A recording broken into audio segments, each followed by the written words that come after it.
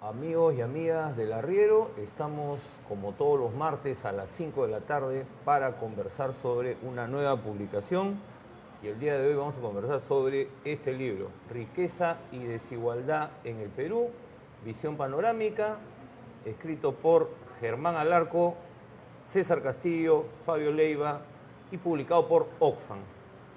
Germán, Muchas gracias un por la gusto. invitación. Creo que es un tema interesante, poco discutido y que condensa el trabajo de muchos años y que creo que puede ser útil para la discusión nacional, ¿no? Germán, en el tema de la desigualdad, una primera pregunta es, siempre hay mucho debate cuando sobre las mediciones, si las mediciones son correctas, hay quienes dicen que hay más desigualdad, hay quienes dicen que hay menos desigualdad. ¿Por qué se hace tan difícil medir la desigualdad? Bueno, primero hay que señalar que hay desigualdades económicas diversas, ¿no? Hay desigualdades regionales, hay desigualdades en la distribución funcional del ingreso entre la parte que se lleva el capital, las ganancias, la parte que se lleva los salarios, la parte que se llevan los ingresos de los independientes. También hay un concepto de desigualdades, por ejemplo, de ingresos etaria. Los mayores reciben menos ingresos que las gentes de medianas edades. También hay una desigualdad económica a nivel de género. Claro, ¿Okay? es un concepto sumamente, es muy amplio, Amplio, es ¿no? amplio y el problema es que lamentablemente la visión oficial en relación a algunos de estos conceptos es de ignorar la problemática. Por ejemplo, en el Perú no existe información sobre la desigualdad en la propiedad de los medios de producción. No Ajá. existe. Mientras que en Europa tenemos a Piketty, en Estados Unidos a Saez y en otros países también gente que ha trabajado cómo se concentra la propiedad de los medios de producción del capital. En el Perú no existen. Y eso es porque las estadísticas nacionales Lo ignoran. no lo consideran relevante, No lo consideran porque es un tema relevante. fundamental, ¿no? Así es, ese es un tema. El otro tema, por ejemplo, es la distribución funcional del ingreso entre ganancias, salarios, ingresos de los independientes. Existe información en el Perú de los años 50, 60, 70 y en los 90 se suspende.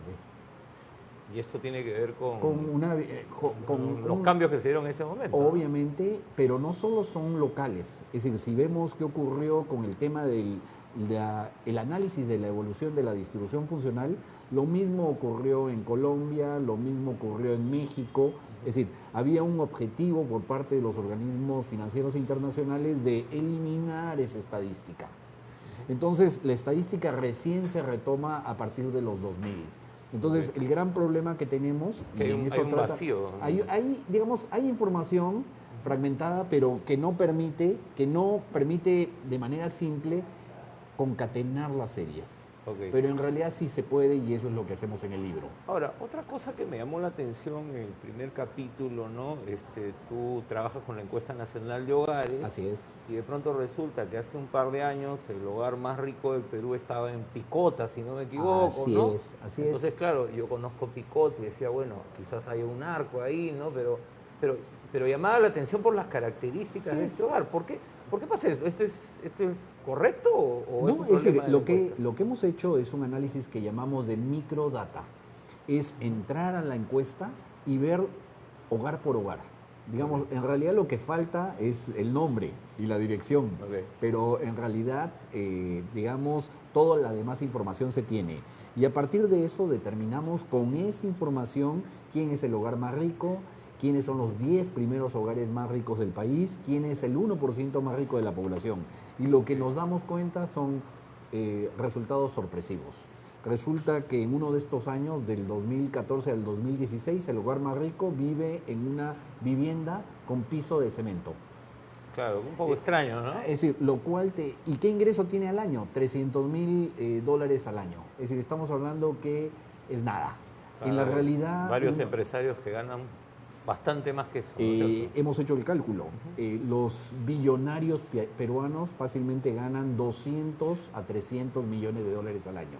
Esto es, lo que la encuesta debería captar es un monto que es entre 600 y 900 veces lo que registra la encuesta. Y esto Entonces, lo cual nos está diciendo que la encuesta sirve para, no sé, para determinar las canastas de bienes de consumo de la población media, pero para medir la desigualdad es un fiasco. O sea, ese sector no responde a la encuesta, Eh, entiendo, ¿no? Obviamente, no solo cuando un encuestador del Instituto de Estadística toca la puerta a un hogar de clase media, en la mayoría de los casos, ni siquiera las clases medias altas lo responden, menos los grupos de altos ingresos. Si hacemos un cálculo que está en el libro, el ingreso nacional que se reporta en la encuesta es de 300.000 millones de soles. Esto es, la encuesta extrapolada a toda la población llega a un ingreso nacional de 300.000, cuando este debe ser de 600.000 millones según la información de cuentas nacionales. Esto es, claro, quiere decir que hay un subregistro, digamos, ¿no? Hay una información no registrada. Un subregistro dramático. Dramático, grande, claro. Así es, que genera que el Gini esté a niveles pues, de países desarrollados. Es decir, en el Perú la desigualdad, como olvidamos a los sectores de clases medias altas y a los ricos, se determina entre los que están de ese nivel hacia abajo y resulta que estamos... O sea, es una suerte de ilusión, entonces, lo que nos da la encuesta. Ahora, otro tema que te quería preguntar, porque tú lo planteas ahí, ¿no? Que es el tema de la riqueza. Así ¿no? es. De la percepción que hay sobre la riqueza, ¿no? Y tú incluso dices en una parte del libro, pues no es malo que haya riqueza, no es malo que se genere riqueza, pero lo que uno encuentra en el caso peruano es una concentración. Así es. Y una tendencia a que esto crezca. Totalmente de acuerdo. ¿Por qué pasa esto en una economía como la peruana? Te lo comento. Es decir, yo no me extrañaría de esos resultados. Lo que me extrañaba a mí era que la información oficial, cuando leemos todos los reportes internos e internacionales que se construyen con esto, es que se muestre que la desigualdad es cada vez menor. La información internacional que tenemos por toda la gente que viene trabajando el tema es que el proceso de concentración de la propiedad se viene incrementando en el tiempo. El proceso de concentración del ingreso a favor de las ganancias tiende a crecer en el tiempo. La cuota de los salarios tiende a ser menor en el tiempo. Entonces, lo que se está diciendo con este trabajo es que el Perú está siguiendo las tendencias internacionales, lamentablemente. Y lo digo lamentablemente porque, como tú bien lo señalas, la riqueza en sí no es mala. El tema es cómo se distribuye. Lo malo sería también que el comportamiento de las personas simplemente se norme con el criterio de ser más rico materialmente. Ahora, pero eso sería lo malo. ¿Esto por qué ocurre, digamos? Porque hay, claro, hay una tendencia global, pero, digamos, en el caso peruano hay algunos elementos que permiten que esta concentración, sea claro mayor. Que sí. Primero tenemos que ver que el fenómeno de la concentración es un fenómeno complejo. Y dentro de esas variables que están es qué está pasando con la estructura de la propiedad. Y cuando uno examina qué pasa, por ejemplo, con las fusiones y adquisiciones en el Perú, en realidad ese es el medio mediante el cual la propiedad que tenía una estructura más balanceada, mejor distribuida, se concentra en pocas manos. Por ejemplo, hemos sido todos muy laxos en relación al tema, por ejemplo, de esta última fusión de Alicorp. Estamos hablando de una operación de casi 500 millones de dólares. Estamos hablando que una serie de productos pasarían a ser parte de un conglomerado. Estamos hablando que el resultado final es que los precios de estos productos no decrezcan, sino se eleven. En la medida en que la relación precio-costo aumenta, ¿qué ocurre? Los márgenes de ganancias son mayores, la cuota de las ganancias en el producto es mayor. Cuando los precios de las materias primas, también te lo comento, Javier, subían mucho, lo que está ocurriendo, ese es el origen para explicar por qué las ganancias en el Perú tienen una mayor participación en el producto. Bueno, pero que algunos dirían que estas fusiones lo que expresan es un dinamismo de la economía. No, eso es lo que uno lee, digamos, en una serie de medios. O sea, pero claro, lo que tú nos dices y lo que uno entiende también es que de pronto además estos procesos de fusión también van generando cada vez más monopolios. Van generando monopolios, oligopolios. Que fijan los términos que fijan los términos en el mercado. Es decir, un oligopolio, un monopolio, lo que hace es restringir la cantidad producida para promover el incremento de precios. ¿Cuál es el objetivo de una fusión? El objetivo de una fusión es maximizar ganancias.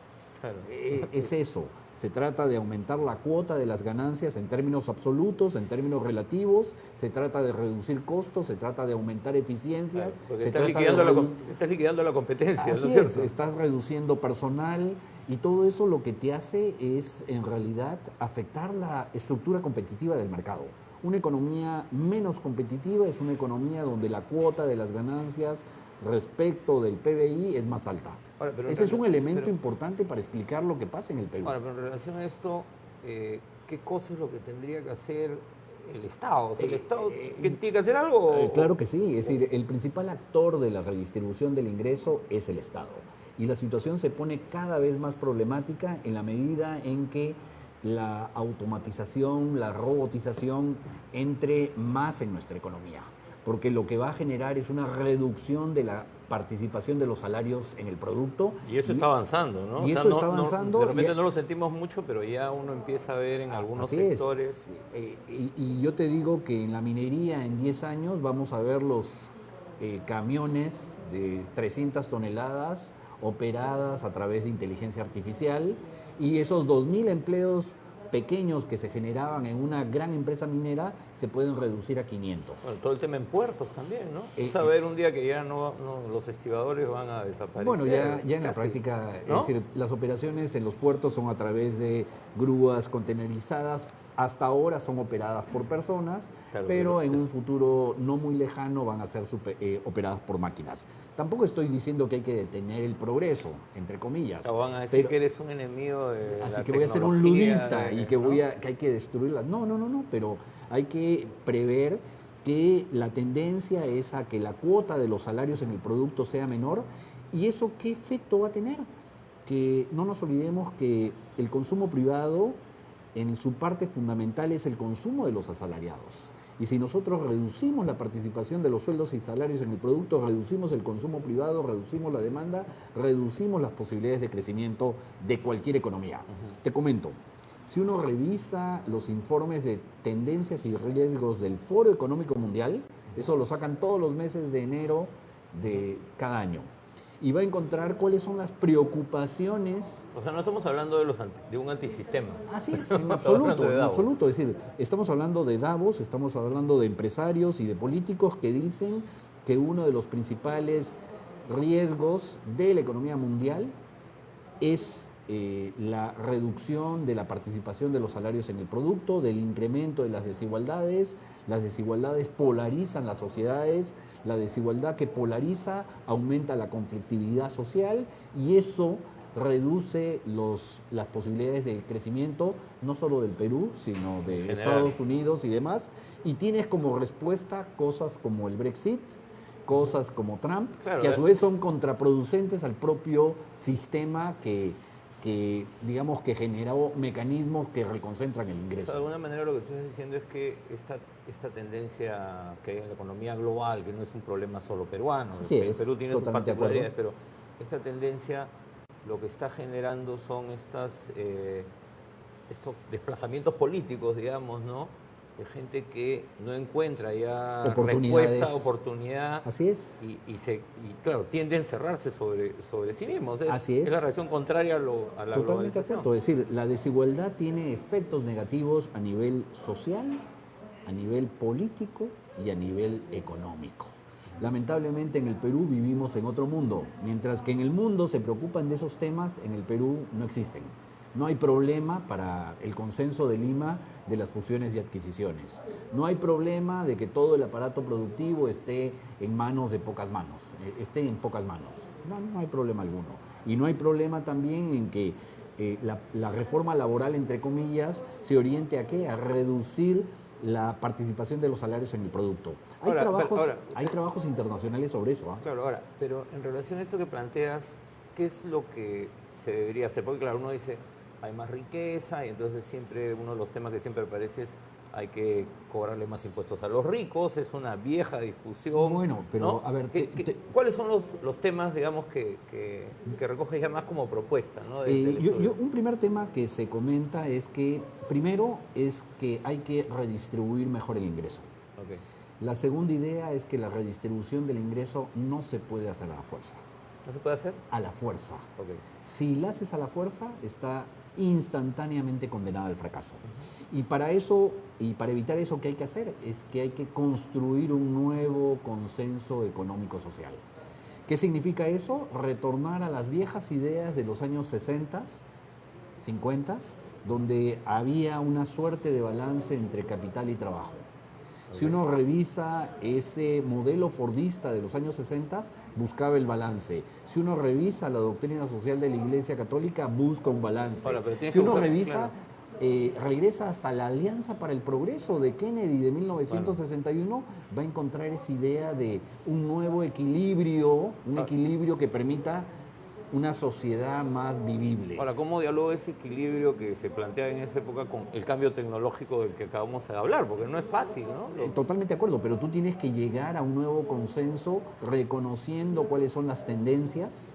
No puedes parar el progreso tecnológico, pero debes reconocer que el capital debe tener una mayor contribución tributaria de lo que tiene actualmente. Si uno revisa las tasas impositivas de los años 50 y 60, primero va a observar que en el caso de Estados Unidos y todos los países habían impuestos a las herencias. ¿Y cuál era la tasa de impuestos a las herencias de los años 60? 60-70%. Sobre un monto, un umbral mínimo. El último que tenían en Estados Unidos era que los primeros 10 millones de dólares eran libres y se pagaba impuesto a la herencia por encima de 10 millones de dólares. Entonces, tenemos que regresar a un nuevo consenso donde todos aceptemos que el Estado tiene que tener un mayor peso en la economía. Y la situación es dramática en el caso peruano. ¿Por qué? Porque tenemos una presión tributaria del 14% cuando América Latina está en el 22%. Ahora, pero acá siempre se dice que el problema es porque los informales no tributan, porque los profesionales, ¿no? De cuando en cuando la SUNAT le cae encima a los profesionales. Digo, puede haber algo de eso, pero eso es marginal. No es el problema, digamos. Así ¿no? es, si Central. uno ve la información de SUNAT va a encontrar que hay devoluciones de impuestos por 16.000 millones de soles. Las devoluciones por impuestos serían iguales a 5.000 millones de dólares, aproximadamente, 2,5% del PBI. Resulta que los peruanos le devolvemos impuestos por IGB a la gran minería, lo cual es un absurdo. Y admitimos fórmulas tributarias que son totalmente onerosas. Por ejemplo, caso concreto de Buenaventura, lo he examinado. Buenaventura tiene el proyecto Conga a través de su empresa con Yanacocha. Sí. Resulta que ya cargaron a pérdidas Yanacocha, la operación de Conga, lo cual ha significado un cargo fiscal de 2.000 millones de dólares, lo cual ha significado que Buenaventura durante los años 2015, 14, 15 y 16 no paga impuestos sobre la renta. Por una operación que no está definido, claro, que se quedó suspendida, pero claro, ¿ya la pasaste a pérdidas? 2.100 millones de dólares al respecto. Yo tengo los números, son públicos porque uno puede entrar a ver esa información. Y resulta que Yanacocha, que es una empresa, Buenaventura, que es una empresa de ventas de 1.200 millones de dólares, paga impuestos sobre la renta 30 millones de dólares al año. No es nada. 30 sobre 1.200, estamos hablando que paga un 3% sobre sus ingresos brutos. O sea, y, menos, menos de lo que pagamos nosotros. Y recibe como devolución de impuestos alrededor de 60 millones de dólares. Esto es, el saldo neto tributario de Buenaventura es negativo. Los peruanos contribuimos a la empresa. Entonces yo creo que el problema es un problema internacional, pero la situación es tremendamente más dramática en el caso peruano y es imprescindible trabajar de manera seria por el lado tributario y del gasto público. Muy bien, Germán. Muchísimas gracias por esta conversación. Amigos, amigas, riqueza y desigualdad en el Perú, visión panorámica.